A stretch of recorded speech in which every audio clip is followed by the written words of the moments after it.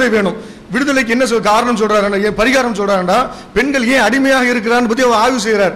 ஆய்வு செய்து சொல்றாரு, பொம்பளைங்க வந்து குழந்தை பெற வேண்டியிருக்குது.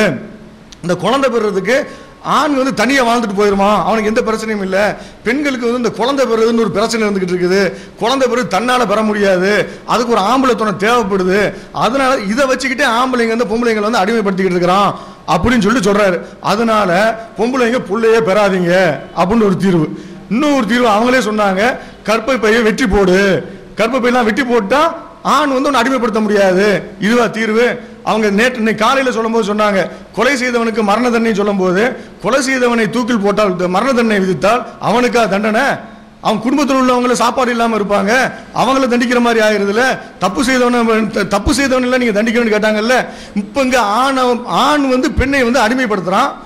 அடிமைப்படுத்துறதுக்கு அடிமைப்படுத்துறவன் ஆண், தண்டிக்கப்பட வேண்டியவன் ஆனா பெண்ணுடைய கர்ப்பப்பையை வெட்டி போடணுமா? இது பகுத்தறிவா? அப்ப நீங்க என்ன தீர்வு சொல்லணும்? அடிமைப்படுத்துறவன் ஆணு, அவன் தான் புள்ளைய போடுறான், அதனால அதை வெட்டி போடுறான் அப்படின்னு சொன்னீங்கன்னா பகுத்தறிவு. இது வந்து தீர்வு.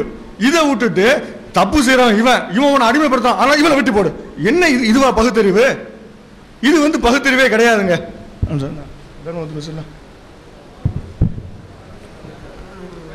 சகோதரர்களே,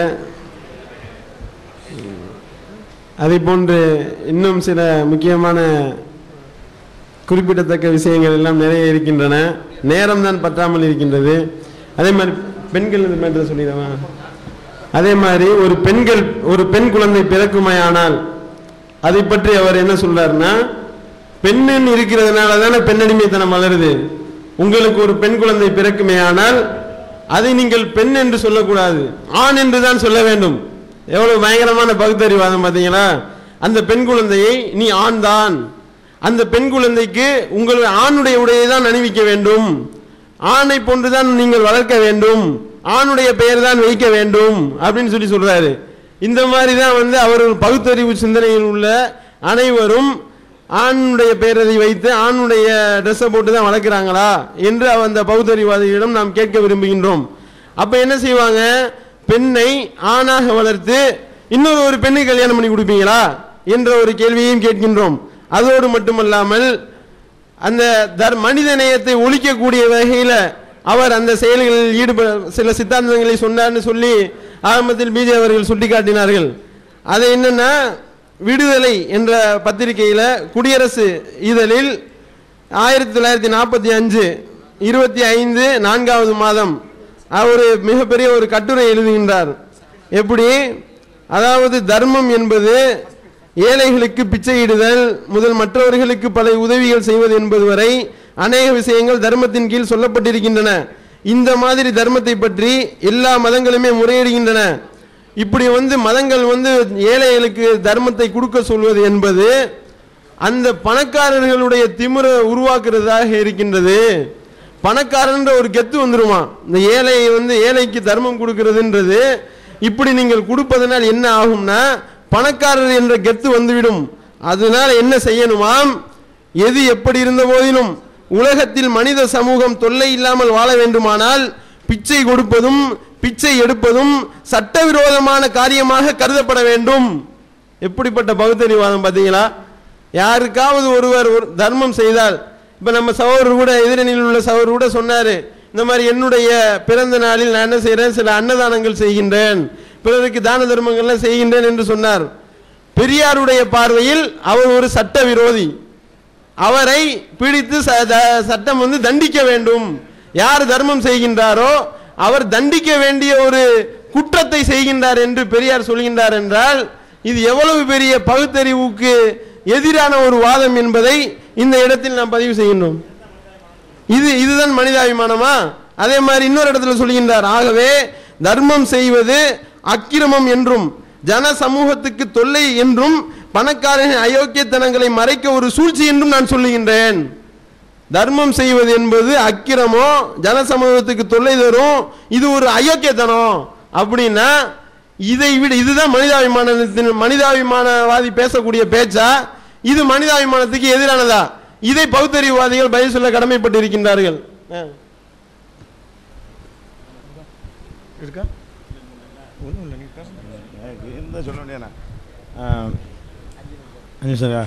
அன்புடைய சகோதரர்களே, இப்போ நிறைய வாதங்கள் நம்ம எடுத்து வச்சிருக்கிறோம்.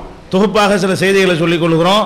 பெரியார் அவர்கள் சில விஷயங்களில் மூழ்கி கிடந்த இந்து மதத்தில் இருந்த மூட நம்பிக்கைகளிலிருந்து விடுபட்டவராக இருந்தாருங்கிறதுல மாற்றுக்கிறது கிடையாது. சில சீர்திருத்தங்களை செய்தாருங்கிறத மாற்றுக்கிறது கிடையாது. விவாதம் அது பற்றி அல்ல. அனைவரும் மூடர்களாக இருக்கும்போது இப்படி சொல்வதற்காக ஒரு தைரியம் வேணும், கல்லு தான் சொல்வதற்கு தைரியம் வேண்டும்.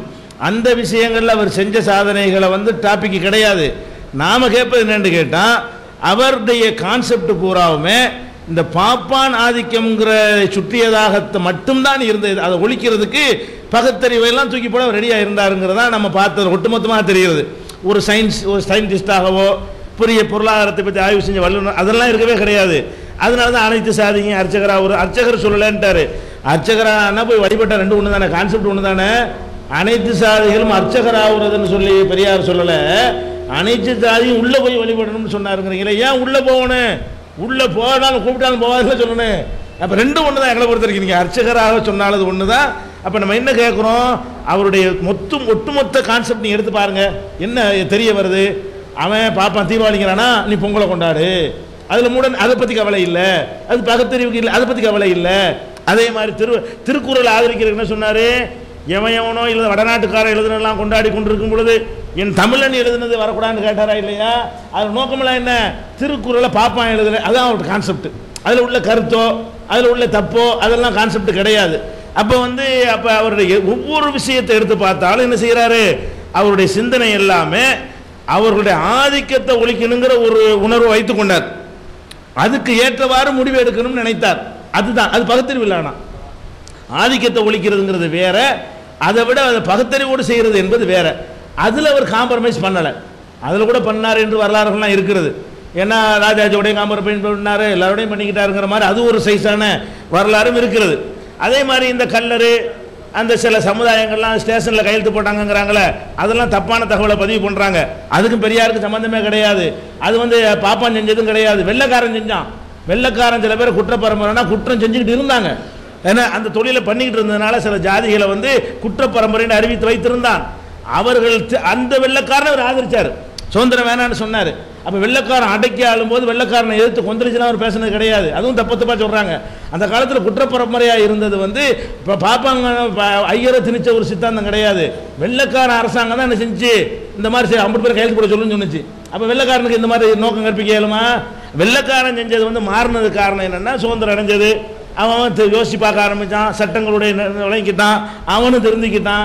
மக்கள் என்ன அரசாங்கத்தில் சீர் மரபினர், அவங்களுக்கு சீர் திருத்தப்பட்ட மரபினர்னு அவங்களுக்கு ஒரு பேரை போட்டு குற்ற பரம்பரையை மாற்றி சீர் மரபினர்னு போட்டு அவங்களுக்குன்னு சில விஷயங்கள் சலுகைகளை கொடுத்து செஞ்சாங்களே தவிர அந்த அவங்கள அப்படி கையெழுத்து போட செஞ்சதுக்கோ அதுக்கு பெரிய ஐயர்களும் காரணம் கிடையாது, மேல் சாதி காரணம் கிடையாது, அதை மாற்றுறதுக்கு ஒரு காரணம் கிடையாது, அது தொடர்வதுக்கு ஒரு காரணமாக இருந்தார். வெள்ளைக்காரன் ஆட்சியை ஆதரிச்சார், வெள்ளைக்காரன் அநியாயம் பண்ணிக்கிட்டு இருக்கும்போது. அப்போ அதுதான் அந்த மாதிரிலாம் சில விஷயங்கள் அவர் தப்பு பண்ணியிருக்கிறார். இப்போ எது செஞ்சாலும் நாட்டில் நடந்த அம்புட்டு பெரியார் செஞ்சார் என்பதும் பகுத்தறிவு கிடையாது. அவர் அறிவுக்கு பொருந்தாமல் சொன்னாலும் ஆதரிப்போங்கிறது பகுத்தறிவு கிடையாது. அவர் செஞ்ச சில நல்ல காரியங்களுக்காக அவர் செஞ்ச கெட்ட காரியங்களையும் ஆதரிக்கிறது பகுத்தறிவு கிடையாது. அவர் சில விஷயங்களை சிந்தித்து கரெக்டாக சொன்னதுக்காக வேண்டி சிந்திக்காமல் சொன்னதையும் தூக்கி பிடிக்கிறது பகுத்தறிவு கிடையாது. பகுத்தறிவு என்பதை கரெக்டான ஒரு கிரவுண்டில் நீங்கள் பாருங்கள், எது அறிவுக்கு ஏற்றதாக இருக்கோ. அவர் செஞ்ச நல்ல விஷயங்களை சொன்னால் நாங்களும் பல இடங்களில் சொல்லி கொண்டு தான் இருக்கோம், சொல்லுவோம், இந்து மக்கள் மத்தியில் போய் சொல்லுவோம் சிந்திச்சார்னு சொல்லி. என்ன முழு அளவுக்கு அவருடைய தேட்டம் இருக்குல்ல, நீங்கள் நினைக்கிற அளவுக்கு இருக்கவில்லை. நீங்கள் இன்னும் கொஞ்சம் ஆய்வு பண்ணி பாருங்கள். இதை விலக்கி வச்சுட்டீங்க. ஏன்னா நீங்கள் உங்கள்கிட்ட இந்த உணர்வு தான் வெளிப்படுகிறது. அடுக்கி வச்சான் 2000 வருஷமாக எங்களை தப்ப ஒரு கெட்ட பொம்பளைக்கு பிறந்தவன் சொன்னால், இந்த மாதிரியான ஒரு கான்செப்டில் தான் உங்களுடைய சிந்தனை இருக்கிறது. அதுக்கு அவர் சிறந்தவராக இருந்தார். அந்த மாதிரியான ஒரு ஆதிக்கத்துக்கு எதிராக கடும் போக்கை மேற்கொண்டார் என்று சொல்லலாமே தவிர, ஒரு பகுத்தறிவாக இருந்து அறிவுபூர்வமாக அடுத்தவற்றை என்னென்ன கேட்டாரோ அதெல்லாம் தன்னிடத்தில் வராத அளவுக்கு அவருடைய கொள்கை கோட்பாடு அவருடைய செயல்பாடு அனைத்தை அமைத்து கொண்டாரா என்றால் இல்லவே இல்லை என்பதற்கு ஒரு பானை சோற்றுக்கு ஒரு சோறு பதமாக சொல்லி இருக்கிறோம். தர்மம் செய்யறது அதர்மம் அக்கிரமம் அநியாயம்னு சொல்லிட்டாரு. இவர்களே தர்மம் செய்யறதா சொல்றாங்க, பெருமையா சொல்றாங்க, நான் சம்பாரிச்சதுல நிறைய தர்மம் செய்ய வேண்டும். அப்ப இதெல்லாம் இதெல்லாம் பகுத்தறிவா? ரத்த தானம் கொடுக்கறது தப்புல, தானமே செய்யக்கூடாது. அப்ப இதெல்லாம் இந்த தான தர்மத்தை எல்லாம் கடுமையாக கண்டிச்சுலாம் இருக்கிறார். அதனால நம்ம என்ன சொல்ல வர்றோம் என்று கேட்டால், இந்த விவாதத்துடைய இறுதிக்கு நம்ம வந்து விட்டோம். எங்களுடைய கடைசி உரைன்னு இப்போ தான் சொல்கிறாங்க. கடைசி உரத்தில் வந்து புதுவாதம் வைக்கக்கூடாது, முடியும் போது வந்துட்டு கடைசி உரைன்னு சொல்கிறாங்க. இல்லாட்டி புதுவாதம் வச்சிருக்க மாட்டோம். இருந்தாலும் ஒப்பந்தத்தை நாங்கள் மீறின மாதிரி போய்கிட்டு இருக்கும்போது நடுவர்கள் 2 பேரும் சேர்ந்து இணைஞ்சிருக்கனதை குறிப்பாக அந்த சைடில் உள்ளவங்க கண்காணி என்ன கடைசி வாதத்தில் வந்து பண்ணுறீங்கன்னு சொல்லணும். கடைசி அமர்வுங்கிறது இப்போ தம்பி வந்து என்று சொல்லும் போது தான் இதான் கடைசிங்கிறாரு. இல்லைன்னா இன்னும் கொஞ்சம் நிறைய விஷயங்கள் எங்களுக்கு இருக்கிறது, முதல்ல வேகமாக அள்ளி போட்டிருப்போம். அதனால புதுவாதங்கள் வைக்க வேண்டிய நிலைமை ஏற்பட்டு போய்விட்டது. அது வந்து உங்களுடைய கவனக்குறைவினால் எங்களுக்கு ஏற்பட்டுருச்சு, அது மட்டும் தவறு நடந்து விட்டது. ஆனால் நாங்கள் கேட்ட கேள்விகள் எல்லாம் அழுத்தமான கேள்விகள். நீங்கள் தயவு செய்து கொஞ்சம் சிந்திக்கணும். நம்ம கரெக்டாக தான் போய்கிட்டு இருக்கிறோமா? சரி, நாங்கள் கேட்ட மாதிரி உங்களை மாற்றிக்கொண்டா அது நல்லதா? நீங்கள் எந்த பகுத்தறிவுக்கு சொந்தம் கொண்டாடுறீங்களோ அந்த பகுத்தறிவுக்கு நாங்கள் கேட்குற கேள்வி வராமல் உங்களை மாற்றிக்கொள்வது அது உங்களை உயர்த்துமா? நீங்கள் மதத்துக்கு வர வேணாம், இப்படி சிந்திக்கலாம்ல. ஆமாம், இதையும் நம்ம விட்டுனா இன்னும் பகுத்தறிவாக இருக்கலாமே, இதிலிருந்து விலகிட்டா இன்னும் பகுத்தறிவாக இருக்கலாமே, இதிலிருந்து நம்ம இதையும் எதிர்க்க ஆரம்பித்தா இன்னும் பகுத்தறிவாக இருக்கலாமே, அப்படின்னு இன்னும் கொஞ்சம் சிறந்த பகுத்தறிவுக்கு வரலாமே என்று நீங்கள் யோசித்தீர்களேயானால் அது இந்த விவாதத்தினால் கிடைத்த ஒரு பயனாக இருக்கும், ஒரு நன்மையாக இருக்கும். அது மாதிரி உங்களை வந்து நீங்கள் மாற்றிக்கொள்ள வேண்டும். இதில் கோவப்படுறதுக்கு நாங்கள் சொல்லலை, புண்படுத்துகிற நோக்கம் இல்லை. விவாதம்னா முன்ன பின்ன சொல்லத்தான் செய்வாங்க, அதெல்லாம் யோசித்து எழுதி வச்சு வாசிக்கிறது இல்லை என்பதை கூறி நிறைவு செய்கிறேன். வாய்ப்புக்கு நன்றியை தெரிவித்துக் கொள்கிறேன்.